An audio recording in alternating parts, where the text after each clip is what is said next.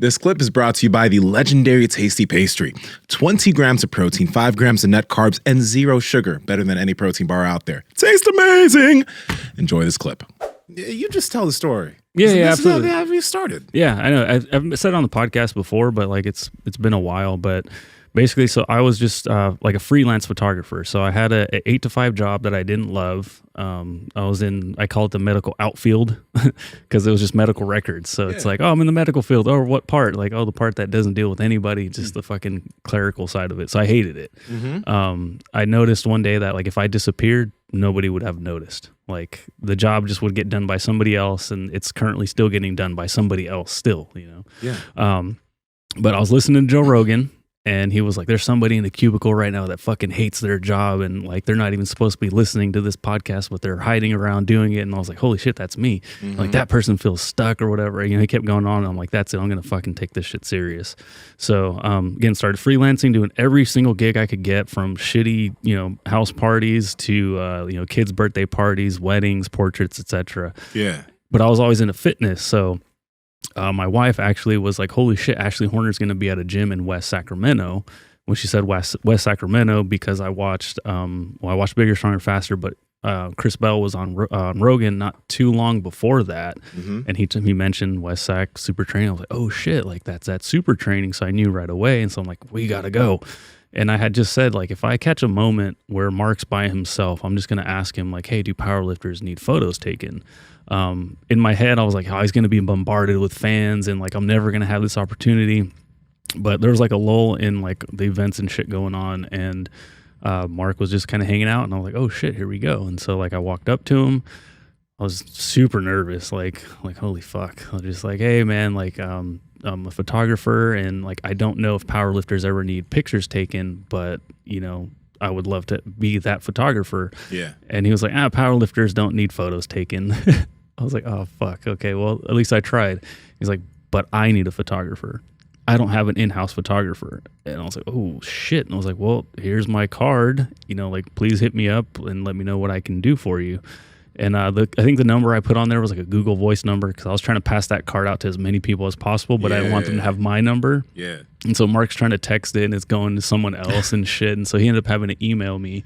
Damn. And so I ended up... That was lucky. Fuck yeah, it was, because he doesn't fuck with email. Exactly. So I didn't even think about that, actually. Holy shit. Yeah, that's super lucky. But in that moment, I had no like fitnessy photos of any kind. So one of the gigs I did was a housewarming party for an owner of a CrossFit gym that's no longer in business. But shout out to my boy Philip Trujillo, because he was part of that group, and so we're still friends. But I went and did photos for them for free, because I was like, I need something to show Mark that I can fucking do this. And so I did some pretty dope pictures. So when I came in, I showed Mark those pictures. He dug them. I printed them out and put them in like a magazine and shit. But I think I just pulled up a laptop because I wasn't ready at that time. Yeah. But he saw me, dug them, and he's like, all right, we'll come in, you know, whatever. It was like random, like leg day Tuesday. So he's like, come in on Saturday and, you know, we'll do some stuff. And so like I worked for, I don't know, like a month and a half, 2 months for free. Like I didn't even worry about it. And then my work schedule was going to change. So I was going to have to work on the weekends. So I told Mark, I was just like, hey, like I know we do a lot of shooting and stuff on the weekends, but my schedule's going to change. And he was like, well, we don't have to worry about that much longer. And then he walks away. And I'm like, what the fuck does that mean? Like, what? We're not going to have to worry about it. I was like, yeah, I got to worry about it. I'm like, is he going to offer me a job? Like, what's going on here? And then sure enough, like that week, he was just like, hey, dude, like he called me. He's like, I want you to work for us full time. He's like, the money will come eventually. He's like, but this should be enough to get you started. And it was, I mean, no, like not dissing Mark or anything, because it was an amazing opportunity, but it was a low number that it was like, oh shit, can we even do this right now? Because at that time, my wife and I, it was paycheck to paycheck, you know, like we were not where we are today. It was tough, but my wife was like, this is what you've always wanted to do. This is your dream. So we have to give it a shot. And so we did. And thank goodness we did, because, you know, I just worked my ass off to try to bring as much value to super training as possible. and made it to where like I was like ingrained into almost everything that we do or that we were doing back then. Implanted yourself. Yes, I planted that seed deep and got deep in them loins. yeah, and it was the most amazing like shot that I've ever taken. I remember I woke up in the middle of the night with like chest pain, so stressed that I was gonna fuck things up. Like, oh fuck, we got a big shoot tomorrow. All I could think about was, God damn, I'm going to mess something up and have like Marcus, Filipino Thunder, have to do a big lift again. He's going to be so pissed off. He's going to get that man mad. He's going to fucking, are you serious? Like fucking, kick my ass or something, like these were thoughts that I had, and so it wasn't, I wish I could be like, oh, I got this opportunity and I fucking ran with it and you couldn't, there was no looking back. Like every day was like, holy shit, holy shit, holy shit, holy shit. Mm-hmm. But like getting thrown into the fire, like, it made me grow so much. And then also, so it was Mark, and then at that time, Charlie Zamora, who was a fucking psychopath, because he would just like, we need this done now. Like, dude, dog, like I just like I got here. And he's like, no, either you do it or we're going to find somebody else that does it. And I love him for it, because without that, I wouldn't be who I am. Like I am fucking, now I look at other photographers and I'm like, why are you guys so slow? Like, what's going on here? And so because of all this, like having that one fucking chance to meet Mark and like, again, give him my card and shoot my shot, it led to, a fucking dream come true. And like, one of the top fitness podcasts in the world, bro. Yeah, that's what I was going to say. Yeah. I think it's safe to say like generational changes are being made because of that one day. Like, yeah. Like I'm going to break a path that's going on in my family. And like, there's a lot of cool shit that's happening because of like where this all started and where it's going. But see, some people are going to say what you did was luck, but you went out of your comfort zone to go to a gym that you never thought, and you asked the dude, yes, do you need this? You wouldn't wait for something to come to you. You went for it, because people would say, oh, Andrew's lucky, but they don't see like you implanted yourself on day one and now look where you are. Right? There's luck, but of course there's all the luck started with an action you chose to take. Yeah, and this was, I think, after about 7 years of trying to figure shit out with the camera. Like getting confident. And you had the experience with the camera too. Think about that. Getting confident enough to be like, oh fuck, if he does say yes, like, oh okay, I can do this, and then I went and did it, but. Yeah, there's a lot of luck, and I'm not going to deny that. Like what you just said about the email thing. Like I can't think of an email that Mark has ever written me other than that first one. But usually just delete. Yeah.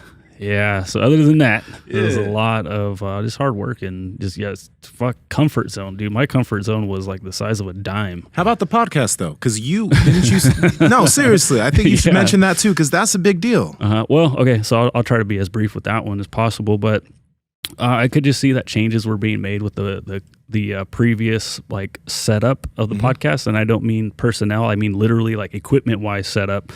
And I just kind of looked, and I'm just like, based on manpower, they don't have enough people to run this new setup. Yeah. So I had asked Mark, I'm like, hey, can I be the guy back here, just making sure nothing falls apart? And he's just like, okay, yeah, that sounds cool. Then it did go through some personnel changes, and I kind of cornered Mark, and I'm just like, I'm still the guy. I'm going to produce this show. And he's just like, sick. I don't have to find somebody to do it now. And then again, in that moment, I was just like, I don't know what I'm doing. You didn't know shit. I didn't know a fucking thing. I had no clue. Shout out to Krusty Kev. He did help get me on my feet. He's the one that set up the original studio. So he did show me the ropes, but part of the way through of setting up the previous studio, it was like I caught up to his knowledge base, and then we started learning together because he was still in that field. So once we did start hitting record, I had to go back to YouTube University. So like a lot of the shit was all learning on the fly. On YouTube though. On YouTube. Your school was YouTube. Yes, absolutely. That's a big deal. Yeah, no fucking engineering school. No disrespect to anybody that did go to school for this. I actually admire the fuck out of you, and I have a shit ton of questions for you because I have so much to learn. But a lot of people that do want to start this stuff, it's like, no, like you just need a phone and fucking go to anchor.fm and start a podcast right now. Like it's that easy. But to get it running, sounding, looking professional is a whole nother story. So I did have to fuck things up and then learn how to fix it and kind of learn how to make it sound better. So like I remember the first live that we did, I was like shaking back here. I was just like, I don't know what I'm going to do. And then, then all of a sudden I had a microphone in front of me asking Mark questions and voices all like, cracking. And I still get nervous to this day, but a lot of it was on the job. Are we recording right now? Yes. I still get the cold chill. For people that don't know, it's just like kind of inside joke, but like I'll hit record 10 minutes in, I'll be like, oh, I didn't hit record. And I'll look back and it's like, it's rolling. So we're good there. Yeah. But yeah, again, so that was just being in the right place at the right time and getting out of that comfort zone one more time. Mm-hmm. Something that's been very difficult for me to do my entire life. That sounds like luck, bro. Pat Project family, we appreciate you checking out this clip. Check out another one. Just go check out another one. Or comment down below and let us know what you liked about this one. But we love you guys and we're going to keep bringing you the heat. So comment, subscribe, and all that good stuff, okay? Peace.